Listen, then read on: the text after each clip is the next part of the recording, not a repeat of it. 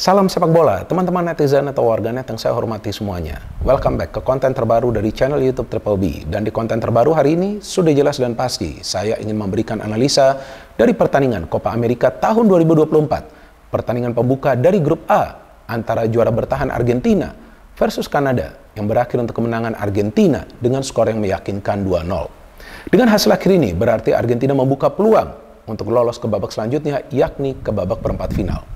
Dan seperti yang sama-sama kita pahami teman-teman, bahwa Argentina masih diperkuat oleh the one and only and the real GOAT, Lionel Messi. Dan seperti yang pernah saya jelaskan, bahwa memang Lionel Messi lah the real GOAT. Karena dia telah memenangkan segalanya, baik di level klub dan juga di level tim nasional. Walaupun seringkali Lionel Messi ini dibandingkan dengan Cristiano Ronaldo, tapi Messi berada di kelasnya tersendiri. Dan seperti yang kita bisa saksikan di pertandingan pagi hari tadi, Lionel Messi bermain luar biasa. Kita bisa melihat daya magis dari Lionel Messi yang bisa membawa timnya menang di pertandingan pembuka.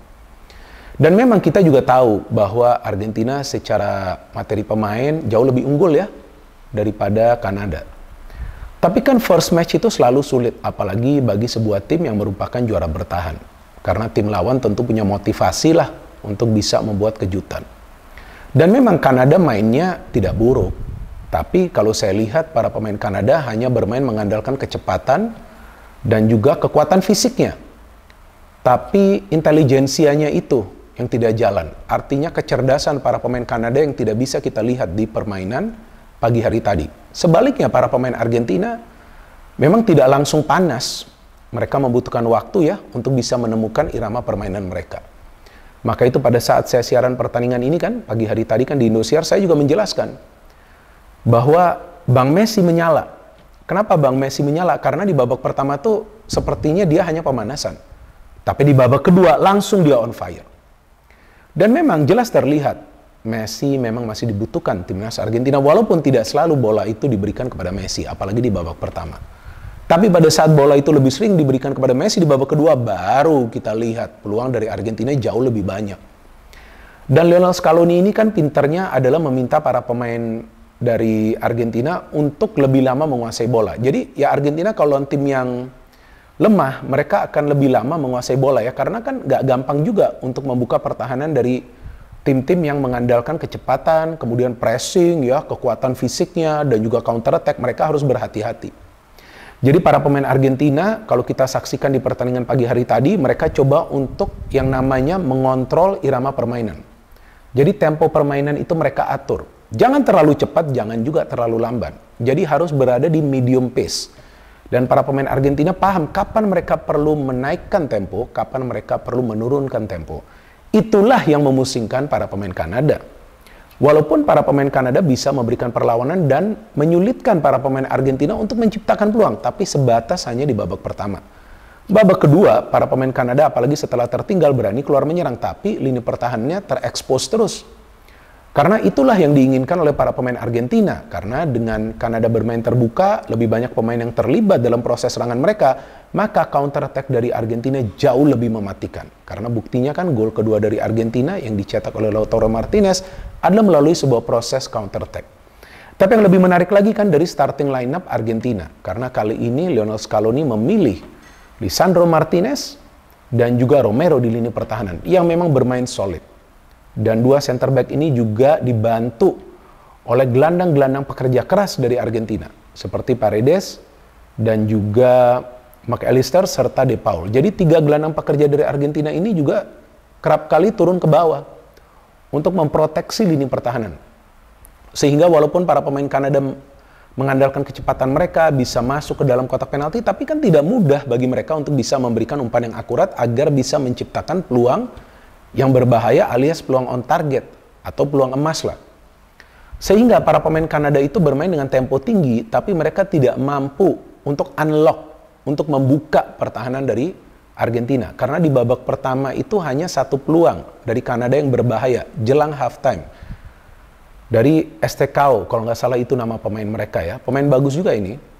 Dia sundul tuh bisa di-save oleh Emi Martinez. Sedangkan Argentina ya, dengan mau tidak mau harus mengandalkan direct passing kan, karena para pemain Kanada ini kan main high pressing ya kan, pelatih mereka nih Jesse March ini dikenal Dengan strateginya high pressing, main compact football ya, di tengah mereka akan menutup ruang, main counter cepat, tapi counter-counter mereka gagal terus. Karena ya itu, ada gelandang pekerja dari Argentina ini, yang ya beberapa kali melakukan tactical foul. Dan saya bingung juga sih, wasit sepertinya tidak berpikir untuk memberikan kartu ya kepada para pemain Argentina yang beberapa kali melakukan foul yang termasuk keras juga. Dan kita bisa melihat bahwa gelandang pekerja keras dari Argentina ini memang menghambat para pemain Kanada untuk bisa bermain mengandalkan transisi positif. Sehingga para pemain Kanada dibiarkan menyerang, tapi ketika para pemain Argentina dapat bola, mereka langsung memberikan bola itu ke ruang pertahanan Kanada yang hampir saja menciptakan gol. Dan itu kan seharusnya Di Maria sudah mencetak gol di babak pertama, sudah one on one, sudah ada kesalahan itu dari Ismail Kone, itu pemain dari Kanada. So Kanada have good players, Alphonso Davies, kapten mereka, dan Di Maria itu kalau sudah gol, sudah beda cerita pertandingan ini. Mungkin bisa pesta gol Argentina. Sudah berhadapan loh dia. Dan memang dia gak perlu juga sih bagi ke Messi. Karena kan ya, dia sudah berada dalam posisi yang lebih menguntungkan. Sebelumnya Paredes juga hampir mencetak gol. But not too many chances from Argentina. Di babak pertama gak gampang juga. Tapi tampak nih para pemain Argentina pintar. Ya udah, kita serap dulu nih tekanan dari para pemain Kanada. Kita biarkan dulu para pemain Kanada ini lari. Kita biarkan dulu para pemain Kanada ini bermain dengan intensitas tinggi. Nanti babak kedua kita balas. Tapi di babak pertama itu tampak beberapa kali tuh Messi, waduh, luar biasa ketika menguasai bola. Dan ini catatan yang menarik loh ya. Kalau dari segi statistik di babak pertama Messi hanya melakukan 34 kali sentuhan. Jadi memang bola tidak selalu diberikan kepada Messi, tapi sekali dia dapat bola tampak berbahaya. Namun pada saat turun minum saya menunggu akan ada pergantian pemain atau enggak nih dari Scaloni. Karena kalau yang saya lihat nih teman-teman, Alvarez ini sebetulnya kurang efektif. Di Maria dan Messi kompak, tapi Alvarez ini tampak gak kompak. Dan dari fullback, memang Acuna yang lebih banyak melakukan overlap ya. Karena dia bisa melewati Johnston beberapa kali. Tapi kan kalau Davies ini, Molina agak khawatir ya. Namun secara keseluruhan di babak pertama tampak para pemain Argentina lebih banyak memainkan bola di area mereka sendiri. Maka itu Romero dan juga Martinez adalah dua pemain yang paling banyak menyentuh bola di babak pertama, lebih dari 60 kali.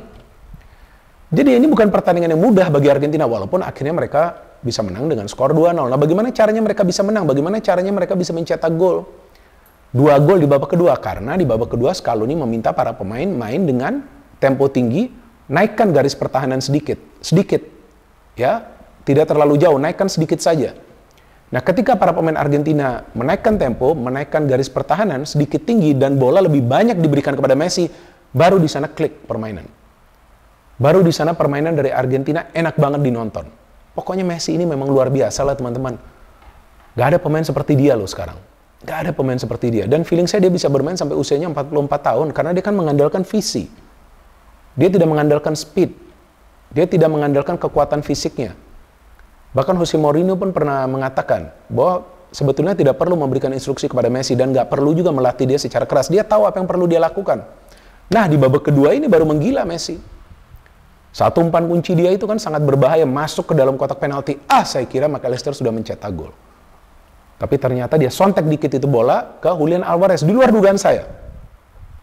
Alvarez free position bisa membawa Argentina unggul. Nah, sudah unggul. Saya itu mengatakan pada saat siaran langsung, ini Argentina kalau sudah unggul, pasti mereka akan menambah gol. Uniknya seperti itu. Beda dengan Belanda. Belanda sulit mencetak gol, tapi biasa mencetak golnya tuh jelang pertandingan berakhir. Ya itulah keunikan dari dua tim ini. Dan Alvarez ketika memecahkan deadlock, disitulah kita melihat para pemain Argentina bermain lebih lepas. Bukan artinya mereka bermain dengan pressure, enggak. Mereka bermain dengan lepas, mereka lebih banyak berani attacking. Ya, mengandalkan skill individu. Karena mereka sudah unggul. Tapi sebaliknya para pemain Kanada terpancing bermain terbuka. Maka itu counter dari para pemain Argentina bagus. Dan saya menunggu kapan Emi Martinez ini akan memberikan bola-bola direct ke depan. Dan ternyata dia lakukan itu kan. Yang dia berikan tuh satu bola kepada Messi. Sudah one on one. Saya kira itu sudah gol loh, tapi bisa di-save oleh Kripu ya.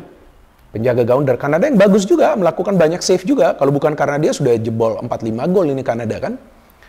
Itu saya kira udah gol loh, gila Messi itu udah dapat bola. Kemudian Messi lagi-lagi dapat peluang, lagi-lagi tuh long ball dari belakang ya. Bukan dari Martinez ya. Sudah one on one, dia gak bisa mencetak gol lagi. Jadi saya kira wah ini bukan harinya Messi. Walaupun itu dia memberikan umpan kunci kan kepada McAllister yang akhirnya ada gol dari Alvarez. Tapi setelah itu dia juga memberikan umpan kunci dengan kepalanya kepada Alvarez yang hampir juga mencetak gol karena di-save oleh Kripu.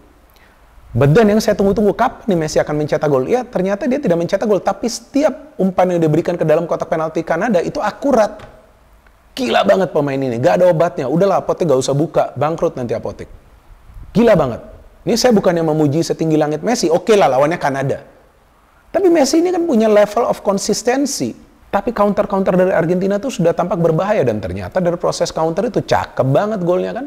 Ada proses counter dari belakang, dapat bola ke Messi. Aduh Messi, luar biasa umpannya, dia kasih umpan itu ke dalam kotak penalti, ternyata lewat dari kolong pemain Kanada, tertuju kepada Martinez yang sebelumnya juga sudah mendapatkan umpan pada saat Messi memberikan umpan kan, umpan kunci. Tapi kali ini Martinez tidak menyia-nyiakan peluang yang dia dapat dan mengubah skor menjadi 2-0. Udah, ini sudah kill the game. Dan bagi saya, man of the match di pertandingan pagi hari tadi jelas adalah Lionel Messi. Dia di babak pertama hanya pemanasan, tapi di babak kedua dia on fire, alias menyala abangku, luar biasa Argentina. Oke, kita tunggu pertandingan-pertandingan selanjutnya dari Copa America, tentu pertandingan dari tim-tim besar yang akan saya memberikan ulasannya. No hate, no politics, only football. Salam sepak bola.